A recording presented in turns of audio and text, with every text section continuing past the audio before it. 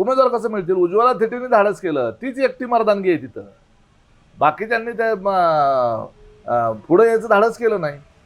उज्ज्वला थिटे यांनी धाडस केलं. ते धाडस ते का केलं? त्याच्या मागे पार्श्वभूमीवर त्यांच्यावर एवढा अन्याय केला त्यांनी, एवढा अन्याय केला. त्यांच्या मुलावर अॅट्रॉसिटी केली, त्यांना घरातून विस्थापित व्हावं लागलं, त्यांच्या घरावर दरोडा टाकला, त्यांची शेती जाळून टाकली, त्यांच्या मोटरी पळवून नेल्या, पायपा उचकटून टाकल्या, ऊसाचं बिल दिलं नाही आणि खोट्या केसेस करून मुलाचं आयुष्य बर्बाद केलं. त्याला 12वीच्या परीक्षेला बसू दिलं नाही.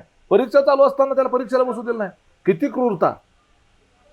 10वी आणि 12वीचं वर्ष किती महत्वाचं असतं. बरोबर. 12वीच्या परीक्षेला बसू दिलं नाही. आणि त्या उज्ज्वला थिटेंनी त्या राजन पाटलाच्या घरी जाऊन 2 महिने त्याच्या पायावर डोकं ठेवून विनंती केली की माझ्या मुलाला गावात येऊ द्या.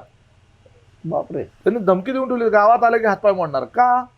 तर याला शिवजयंतीच्या मिरवणुकीमध्ये काही गावातल्या मुलांनी खांद्यावर घेतलं. तुम्ही बघितलं असेल, काल सगळ्या मिरवणुका बघितल्या असतील तुम्ही. हो.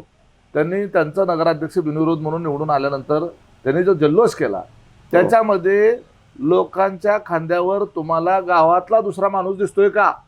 पण त्यांच्याकडे अशी प्रथा आहे म्हणायची, दोघंच तिघच फक्त खांद्यावर. त्यांनाच खांद्यावर घ्यायचं. अच्छा. त्यांच्याच कुटुंबातल्या खांद्यावर घ्यायचं. दुसऱ्याला कोणावर खांद्यावर घेतलं तर ते महापाप, महाअपराध आहे. आणि म्हणून त्याची फळं जय थिटेला भोगावी लागली.